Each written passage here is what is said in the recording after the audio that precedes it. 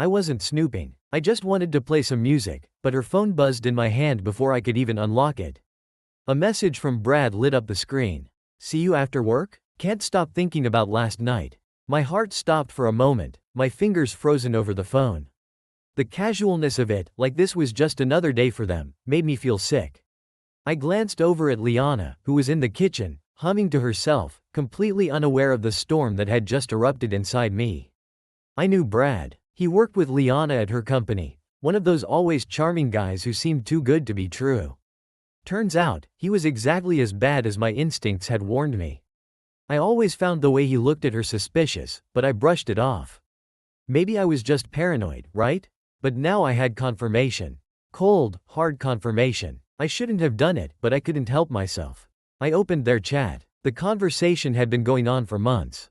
Flirty, suggestive messages. Plans to meet up after work. Compliments that made me cringe. My stomach churned with every word. There was no mistaking what was going on. I sat down on the couch, staring at the screen. 1,000 thoughts rushed through my mind, but one stood out above all the others. This isn't going to end with just a confrontation. No, I wouldn't give her the satisfaction of an argument, tears, or begging for forgiveness. I wasn't going to blow up in a fit of rage. Liana had no idea what was coming. I was going to take away the one thing she truly cared about, her career. The same career that had kept her so busy these last few months. I locked the phone and tossed it onto the coffee table, trying to mask the shaking in my hands. Liana glanced over from the kitchen with a smile, completely unaware that I had just discovered her betrayal. "Want some wine tonight?" she asked, her voice light and carefree as if everything was perfectly normal. I forced a smile. "Sure, sounds good." She continued humming, oblivious to the fact that her world was about to come crashing down. I was already planning my next move. I wasn't just going to make her regret cheating on me, I was going to destroy her and Brad both. They had crossed the line, and now they were going to pay. The next few days were torture. Pretending like everything was normal while I silently plotted my revenge was harder than I thought. Liana went on with her life as if nothing had changed. She'd head to work in the morning, send me quick texts about her day, and come home tired but cheerful. But I knew what she was doing behind my back, and it ate away at me every time I looked at her. But I wasn't ready to confront her. Not yet. The idea of revenge had grown roots in my mind, taking on a life of its own. I wasn't content with just a dramatic argument or throwing her out of the house. No, I wanted something bigger, something that would leave her with nothing. Her career was the thing she valued most. It was her pride, her status. The long hours, the business trips, the late nights at the office that I used to shrug off. They weren't just excuses to be with Brad, they were her whole identity. And I knew exactly how to take it away from her. It was easy to find what I needed. I knew enough about Liana's company, and with a little digging online, I found the corporate policies on ethics and workplace relationships. They were strict, no romantic entanglements between employees, especially not between someone in Liana's position and a subordinate like Brad. But it also compromises the integrity of their work and the workplace environment. I have attached evidence of their correspondence to this email. I trust you will handle this matter appropriately. I attached screenshots of their texts, carefully selected to show the most damning parts. I made sure to keep my own involvement out of it. This wasn't about me, it was about them and their poor decisions. I hit send. The weight of what I'd just done hung in the air for a moment. It felt like a point of no return. But instead of regret, I felt a strange sense of satisfaction. Now, all I had to do was wait. The next day, Liana went off to work like she always did, dressed in one of her perfectly tailored suits, ready to take on the world. I watched her leave, my heart thudding in my chest. It was only a matter of time before the consequences of her actions caught up to her. The waiting was excruciating. Every time she came home, I scanned her face for any sign of stress, any indication that the walls were starting to close in.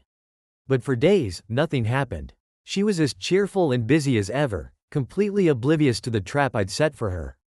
Then, one evening, she walked through the door with a look I hadn't seen in years: fear.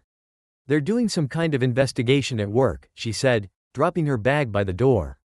"Something about employee conduct." She forced a laugh, but it was shaky. "It's so weird. Do you think someone could have reported something?" I shrugged, hiding the satisfaction bubbling up inside me.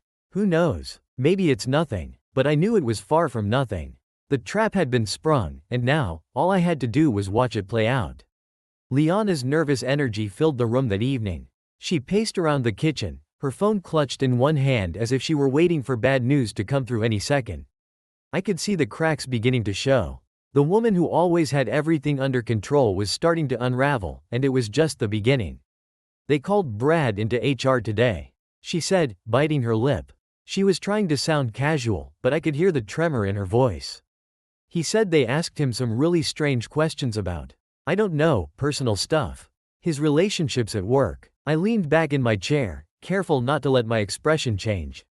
"Weird," I said. "Do you think it's about you too?" She froze for a split second, just long enough to tell me she was terrified it was. "I mean, we haven't done anything wrong," she said quickly, too quickly. "Not at work, anyway. But I don't know. What if someone saw us? Or, what if someone's spreading rumors?" The panic was setting in. She was trying to hold it together, but I could see her thoughts spiraling. And the best part? I didn't have to lift a finger. The gears of the corporate machine were turning on their own now. "They'll figure it out," I said, keeping my tone neutral. "If there's nothing to worry about, I'm sure it'll blow over." She nodded, but the anxiety never left her eyes. That night, Liana didn't sleep. I could feel her shifting beside me, her mind racing, while I pretended to be asleep, savoring every second of her unease. The next day, things took a sharper turn. I was home from work early when Liana came bursting through the front door, her face pale. She dropped her bag on the floor and stood there like she didn't know what to do with herself. "They called me in today," she said, her voice barely above a whisper. I sat up straighter, feigning concern. "What did they say?" She swallowed hard, her eyes darting around the room as if looking for an escape. "They know. Someone reported Brad and me. They had proof. Messages, emails, everything." I nodded slowly as if this was all a surprise to me. "What did you say?" I denied it at first, but they showed me the texts. "They know, George." Her voice cracked, and for a second, I almost felt a twinge of pity. "Almost. They're talking about firing us. Both of us." She collapsed onto the couch, burying her face in her hands. "I can't believe this is happening. My career, everything I've worked for."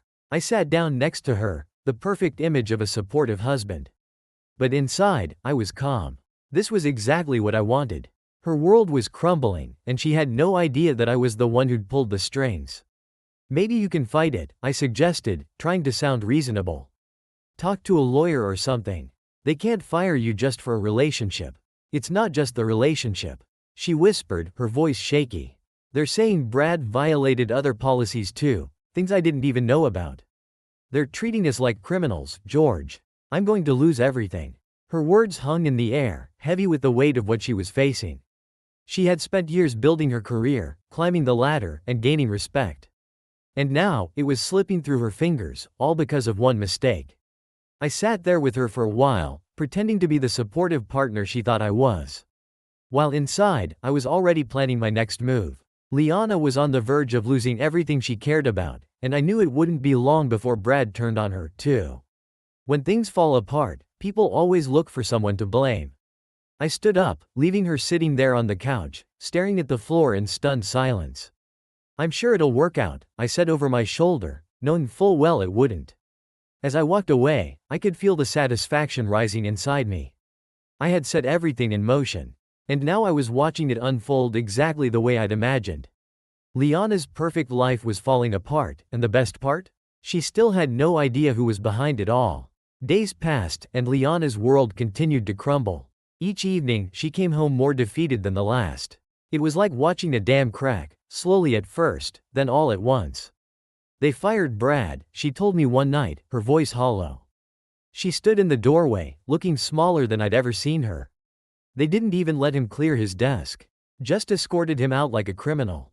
I could see it in her eyes, fear. The same thing was coming for her, and she knew it. "He tried to talk to me," she continued, barely able to meet my gaze. "He's furious. Thinks I'm the reason they're coming down so hard on him." Her voice wavered as she dropped onto the couch. "I don't know what to do, George. Everything is falling apart." I sat down across from her, pretending to consider the situation. "Maybe it's time to come clean," I suggested. Though I already knew how this was going to end. Admit what happened, show them you're taking responsibility. Her head snapped up, panic flashing in her eyes. You think that will help? I shrugged. It's worth a shot. What's the worst that could happen now?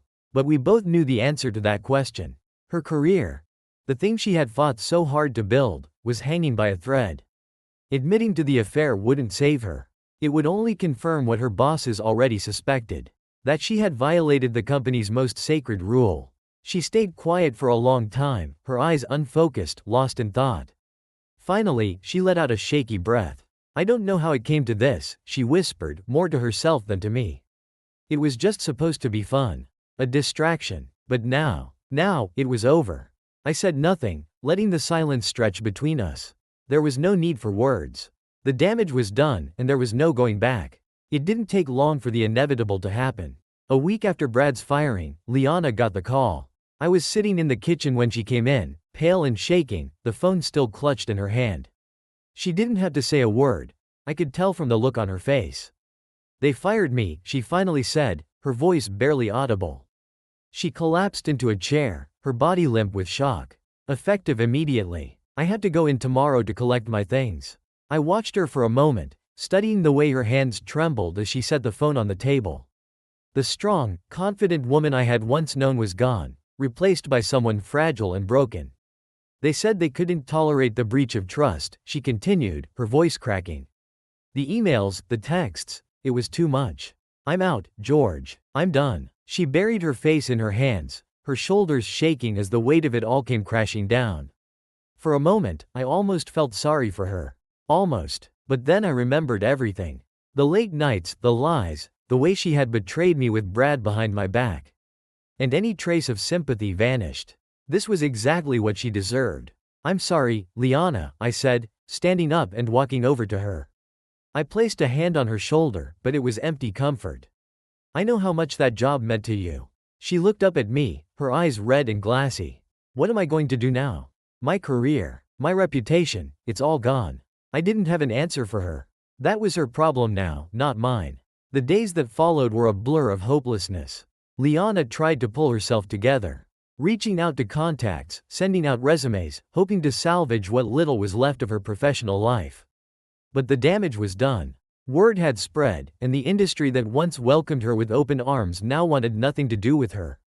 Brad, too, had vanished from her life. Their brief fling had turned into a toxic mess, with each blaming the other for the fallout. I overheard their final phone call, a bitter, angry conversation that ended with Brad hanging up on her for good. Now, it was just the two of us, living in the same house, trapped in the same suffocating silence. One night, as we sat in front of the TV in a futile attempt to pretend things were normal, Liana finally spoke. I think we need to talk, she said, her voice low and defeated. I muted the TV, turning to face her. About what? She hesitated, her fingers fidgeting nervously in her lap. About us. About everything that's happened. I leaned back, crossing my arms. What's there to talk about? She looked up at me, her eyes filled with a mix of guilt and sadness. I made a mistake. A terrible mistake. I hurt you, and I ruined everything. But I need to know, is there any chance we can fix this? I stared at her for a long time, letting her words sink in. She was finally asking for forgiveness, finally acknowledging the destruction she had caused. But as I sat there, watching her crumble before me, I realized something. I didn't want to fix anything. The truth was, my revenge was already complete. I had taken everything from her, her career, her reputation, her relationship with Brad. There was nothing left to fight for. I don't think so, Liana, I said, my voice cold and steady. I don't think there's anything left to fix. Her face fell, and for the first time, I saw real fear in her eyes. She knew it was over. Without another word, I stood up and walked out of the room, leaving her alone with the consequences of her choices. The days after our conversation passed like a slow, bitter wind. Liana and I shared the same space, but it felt as if we were worlds apart. There were no more late-night talks, no laughter, no connection. Just a hollow, echoing silence that filled the house, reflecting the distance that had grown between us. She had become a ghost in her own life. Without her job to define her, Liana drifted through the days, aimless and lost. She tried, at first, to put up a brave front. She'd make calls, email former colleagues, and look for job openings online. But each rejection chipped away at her confidence, and soon, she stopped trying altogether. I watched her spiral down, but I didn't interfere. This was exactly what I had wanted, for her to feel the consequences of her actions, to understand what betrayal costs. Every day she sank deeper into her own misery, and every day, I felt my grip on her life tighten. One evening, I found her sitting on the couch, staring blankly at the TV. She hadn't turned it on. Her hair was a mess, her face pale and drawn. The woman who had once exuded power and control was now a shell of herself, drowning in the wreckage of her decisions. "George," she said softly, without turning to look at me. "I don't know how to fix this. Any of this." I sat down across from her, not sure whether I wanted to comfort her or let her drown in her regret. "Maybe you can't fix it," I replied, my voice even. "Maybe some things can't be undone." She finally turned to face me, and for a moment, I saw something in her eyes I hadn't expected: fear. Not just of losing me, but of losing everything she thought she knew about her life. She had built so much on the foundation of her career, her image, her control. Now, all of that was gone. "You don't understand," she whispered, her voice cracking. "I've lost everything. My job, my reputation. Brad. And now, you. I have nothing left." I didn't say anything. I didn't need to. The silence between us spoke volumes. A week later, Liana hit her breaking point. It was a Saturday morning. And I was sitting in the kitchen, sipping my coffee when she walked in. She was wearing the same clothes from the night before, her eyes red and puffy from crying. "I can't do this anymore, George," she said, her voice flat, as if she had rehearsed these words 100 times. "I can't live like this." I set my mug down and looked at her, waiting for her to explain. But I already knew where this was headed. The cracks in our marriage had finally spread too wide to be ignored. "I want a divorce," she said, the words tumbling out before she could stop herself. "There's no point in pretending anymore. We're both miserable, and we both know this can't go on." There it was. The end I had been waiting for. The final step in my plan. I had destroyed her career, and her relationship with Brad, and now, she was asking for the one thing that would end everything between us. I didn't respond right away. I let the weight of her words settle in, savoring the moment. For months, I had lived with this secret knowledge, that I was the one behind her downfall. That I had orchestrated every step of her collapse. And now, here she was, standing in front of me, broken and defeated, asking for an escape. But I wasn't angry anymore. There was no satisfaction left in watching her suffer. Instead, there was only emptiness. "Okay," I said finally, my voice calm. "If that's what you want." She blinked as if she hadn't expected me to agree so easily. "It's not what I want," she said, her voice trembling. "It's just, I don't see any other way." I nodded slowly, feeling a strange detachment from the whole situation. "Neither do I." For a moment, we stood in silence, the enormity of what we were doing hanging between us. It felt like the final, inevitable conclusion to everything that had happened: the betrayal, the lies, the revenge. There was no fixing any of it. Liana took a deep breath as if trying to steady herself. "I'll find a place to stay for a while," she said quietly. "I need some time to figure things out." I watched her walk away, feeling nothing but a dull ache in the pit of my stomach. This was the end of our marriage, the end of everything we had once been. And while I had wanted it, planned for it, there was no victory in it. Only a strange, hollow sense of loss. When she left the house later that day, I didn't stop her. I didn't ask where she was going or when she'd be back. I simply let her go. For the first time in months, I was alone. Completely, utterly alone. After Liana left, the house felt like a void. A cold, empty shell of what it used to be. The silence that once symbolized victory now felt oppressive, swallowing me whole.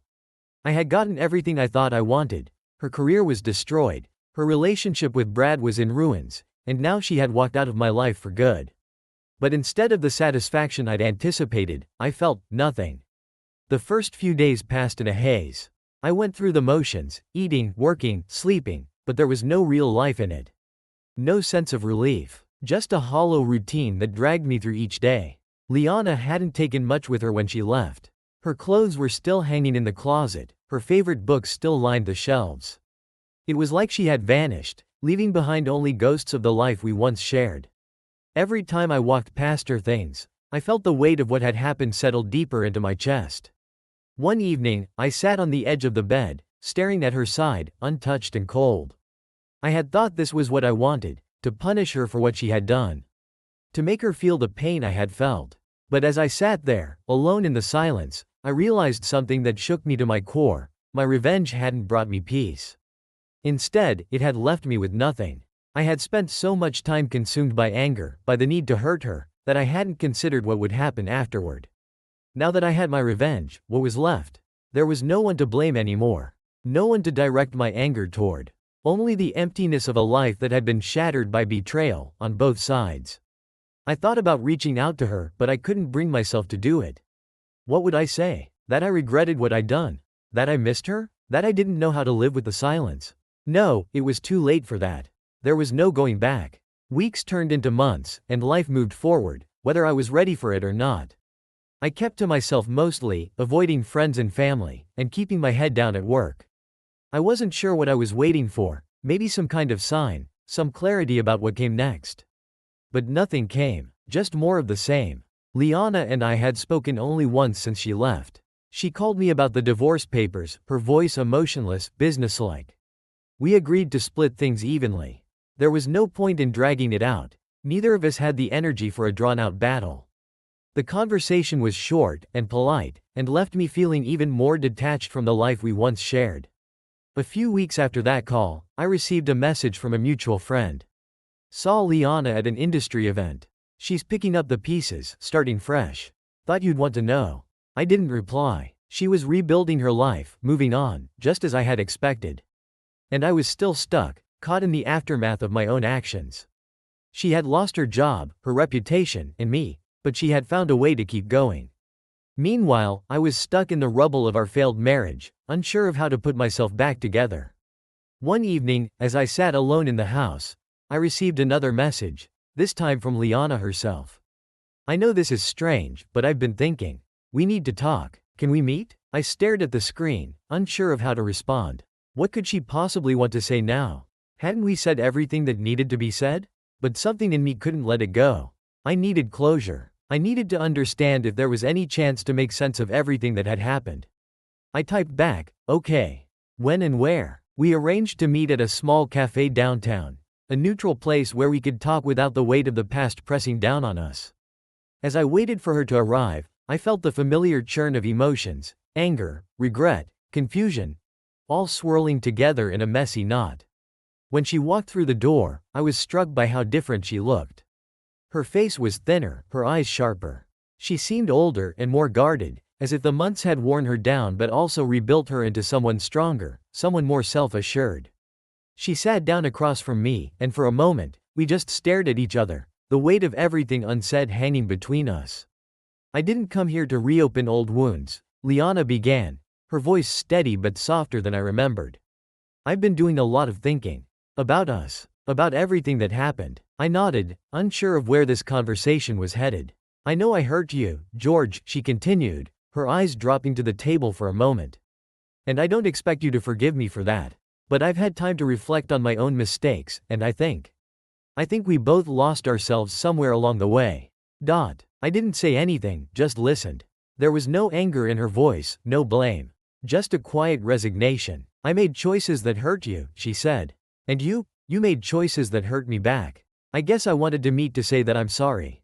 For everything. Her words hung in the air, and for the first time, I felt the tightness in my chest begin to loosen. She was right. We had both made choices. Choices that led us to this exact moment. I'm sorry too, I finally said, surprising myself with the sincerity in my voice.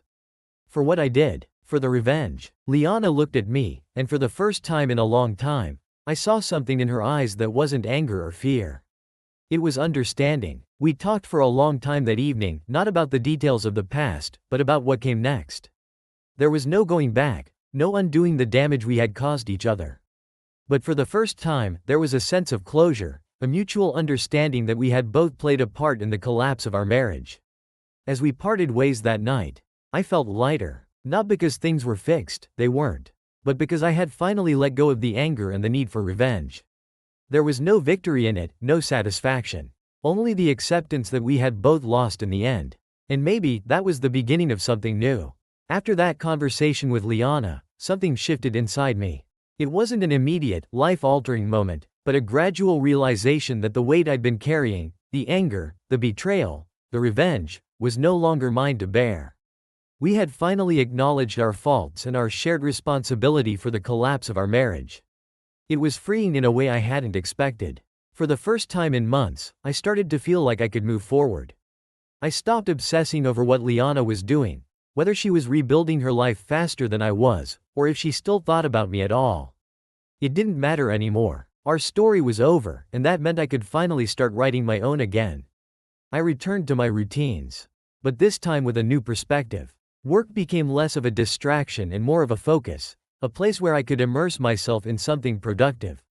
I started taking on new projects, pushing myself in ways I hadn't before. My colleagues noticed, and for the first time in a while, I felt like I was truly excelling at something. Socially, I began reconnecting with old friends, people I had distanced myself from during the months of my obsession with revenge. It was strange at first, like stepping into a life I didn't quite recognize. But with each new conversation, and each night out, I started to feel more like myself again. Not the version of me that had been consumed by Liana's betrayal, but the person I had been before everything fell apart. One evening, I met up with a close friend, Ben, who had been with me through the worst of it. "You seem different," he said as we sat at a bar, catching up. "Lighter, somehow." I nodded, taking a sip of my drink. "Yeah, I think I am." Ben looked at me for a moment, as if trying to understand what had changed. "You let it go, haven't you? The whole thing with Liana?" I hesitated, then nodded again. "Yeah, I guess I have. We talked, and I don't know. It made me realize that hanging on to all that anger wasn't helping me. It was just keeping me stuck." Ben smiled, raising his glass. "Well, here's to moving on." I clinked my glass with him, feeling a sense of relief wash over me. Moving on didn't mean forgetting everything that had happened. It just meant accepting it and making space for something better. As time passed, life began to settle into a new kind of normal. I wasn't just moving through the motions anymore, I was living again. And while the pain of what had happened with Liana hadn't completely disappeared, it no longer defined me. One afternoon, while sitting in a cafe, working on a new project for the office, I noticed a woman sitting at a nearby table. She had dark hair pulled into a loose bun, and glasses perched on her nose as she read a book. There was something about her, maybe the quiet focus she had, or the way she occasionally smiled at whatever she was reading, that caught my attention. I wasn't the type to make the first move, especially not after everything that had happened. But something pushed me that day. Maybe it was the fact that I had spent so long trapped in my own world of bitterness and anger. Maybe I just needed to see if there was still a part of me that could connect with someone else. I stood up, coffee in hand, and walked over to her table. She glanced up, a little surprised but not unkindly. "Hi," I said, feeling slightly awkward but pushing through it. "Sorry to interrupt, but I noticed you were reading one of my favorite books." She smiled, glancing down at the cover. "Really? Most people don't even know this one." I laughed lightly, relieved that she seemed open to the conversation. "Yeah, it's a hidden gem. Mind if I sit?" She nodded, closing the book and gesturing to the seat across from her. "Go ahead." We talked for a while, about books, about work, about life in general. Her name was Rachel, and she had just moved to the city a few months ago for a new job. She was a lawyer, working in public defense, which explained her sharp intellect and quick wit. There was an ease in our conversation that I hadn't felt in a long time. It wasn't forced or complicated. It just was. As the afternoon turned into evening, I realized I hadn't thought about Liana once. Not in the way I used to. At least, the old bitterness wasn't there anymore. There was no comparison, no lingering pain. Just the simplicity of getting to know someone new. When we finally parted ways, Rachel gave me a warm smile and scribbled her number on a napkin. "Call me sometime," she said, her eyes bright with possibility. I smiled back, tucking the napkin into my pocket.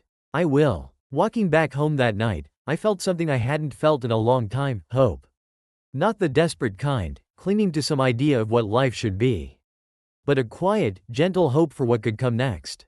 For the first time in what felt like forever, I was ready to let go of the past.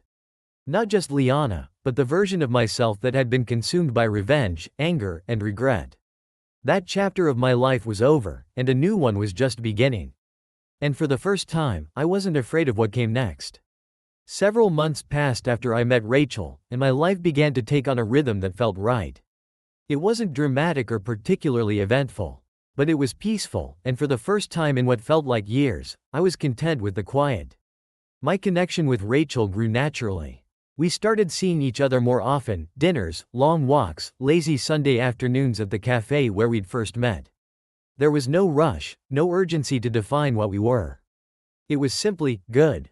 But just as things seemed to settle, the past found a way to resurface. One evening, out of the blue, I received an email from Liana. My heart stopped when I saw her name pop up on the screen. It had been months since we last spoke, since our final conversation in the cafe where we had closed the door on our broken marriage. The email was brief. Subject: "Can we talk? George, I know it's been a while, but I think we should talk. There's something important I need to tell you. Liana." I stared at the screen for a long time, unsure of how to respond, or even if I should. Part of me wanted to ignore it, to keep moving forward with the new life I was building, free from the weight of the past. But another part of me, the part that still felt some sense of unfinished business, knew that I couldn't just walk away from this. I typed back a simple response: "Okay. When and where?" 2 days later, I found myself sitting in the same cafe where we had met months ago, waiting for Liana to walk through the door. I wasn't sure what to expect. Maybe she needed more closure. Maybe she had some final grievance or unfinished business related to our divorce. Either way, I had made my peace with whatever was coming. When she finally arrived, she looked different. There was a calmness about her, a quiet strength that I hadn't seen before. She was no longer the broken woman who had left our house in tears. She was someone new, someone who had rebuilt herself, just as I had been rebuilding myself. We exchanged polite greetings, and she sat down across from me, folding her hands on the table. For a moment, neither of us spoke. The air between us felt thick with the weight of everything we had been through. But there was also something lighter, a mutual understanding that we weren't here to rehash old wounds. "I won't take up too much of your time," Liana began, her voice soft but steady. "I've been thinking a lot about everything that happened between us. About the choices we made, and the way things ended." I nodded, letting her continue. "I'm not here to apologize again," she said. "We've already said everything that needed to be said about the past. But there's something I haven't told you." I felt a flicker of unease. "What is it?" She took a deep breath, her eyes locking onto mine with a seriousness I hadn't expected. "I'm moving. Out of the city. I got a job offer, something I didn't think I'd get after everything that happened."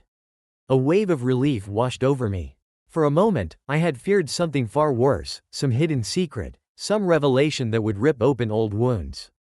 But this was something different. Something good. "That's great, Liana," I said, genuinely meaning it. "I'm happy for you." She smiled, but it didn't quite reach her eyes. "Thank you. I appreciate that. But there's something else. Something I wanted to tell you before I leave." I waited, unsure of what she was getting at. "I realized something recently," she continued. "After everything that happened, after the affair, after the revenge, after the divorce, I realized that for a long time, I blamed you for the way my life fell apart. I blamed you for everything, even when I knew, deep down, that I was responsible for a lot of it. And I think you blamed me, too." I nodded, unsure of where she was going with this. "But the truth is, George," she said, her voice softening, "we were both caught in a cycle of pain and anger that neither of us knew how to break. We both wanted to hurt each other because it was easier than admitting that we'd already lost what we once had. I see that now. And I'm sorry that it took me so long to understand that." Her words hit me with a force I hadn't expected. I had spent so long consumed by my own version of the story, my own need for revenge, that I hadn't fully considered how much we had both been trapped in that cycle. We had hurt each other in different ways, but the truth was, we had both been lost in the same storm. "I think we both made mistakes," I said, my voice quiet. "And we both paid for them." Liana nodded, her eyes reflecting the same understanding that had been growing inside me for months. "I guess I just wanted to say that I don't hate you, George. Not anymore. I don't think I ever really did. I was just hurt." I felt a knot in my chest loosen, one that had been there for far too long. "I don't hate you either," I said. "I did, for a while. But I don't anymore." We sat there in silence for a moment, the weight of our shared history settling between us. It wasn't a happy ending, but it was an honest one. We had both been broken by what happened, but we had also both found a way to move forward. I'm glad we talked, Liana said. Standing up to leave. I think we both needed this. Yeah, I agreed, standing as well. I think we did. As she walked away, I felt a strange sense of peace. Not because everything was suddenly perfect, but because we had finally reached the end of something that had haunted both of us for far too long. I watched her disappear into the distance, and for the first time in years, I felt free. Free from anger, free from the need for revenge, and free from the weight of the past. It was time to move on. Truly move on. And this time, I knew I was ready. After my last meeting with Liana, I felt a calm I hadn't experienced in years. The sense of closure was real this time, not just something I told myself I had achieved. There was no lingering resentment, no bitterness eating away at me. It was over, truly over, and we had both accepted it. With Liana leaving the city for her new job, there was nothing tethering me to the past anymore. I could finally focus on my life, on my future. That night, I sat in my apartment, reflecting on everything that had happened. I had been through the worst of it and had come out the other side, scarred but stronger. I realized that even though I'd blamed Liana for so much, my obsession with revenge had consumed me in ways I hadn't anticipated. I had allowed myself to be defined by the betrayal and the hurt, losing sight of who I was before it all. But now, after months of rebuilding and rediscovery, I had a clearer sense of who I was and what I wanted moving forward. It wasn't about erasing the past, it was about accepting it. The mistakes, the pain, the destruction, they were all part of my story. But they didn't have to be the only part. I spent the next few weeks continuing to focus on myself, on my work, my friendships, and, slowly, on Rachel. She and I weren't rushing into anything, which was exactly what I needed. There was a balance between us, an unspoken understanding that neither of us was looking to fill some void. We were both just living, moving forward at our own pace. But as things grew more comfortable with Rachel, I found myself wondering if I was ready for something real again. Could I trust someone with my heart after everything I'd been through? Could I let go of the past enough to fully commit to someone new? These thoughts swirled in my head, lingering like ghosts from a former life. Then one evening, as we were walking through the park, Rachel caught me off guard. "I've been thinking about us, George," she said, her voice soft but certain. I looked at her, my chest tightening slightly, unsure of where this was headed. "I don't want to push anything," she continued, "but I feel like we've reached a point where we need to be honest about what we're doing here. I like you, and I like what we have, but I need to know if you're ready to move forward. Really move forward." Her words hit me like a punch, not because they were harsh, but because they were true. She wasn't asking for a commitment right then and there. But she was asking me to be honest, with her and with myself. I stopped walking, turning to face her. "I've been thinking about that too," I admitted.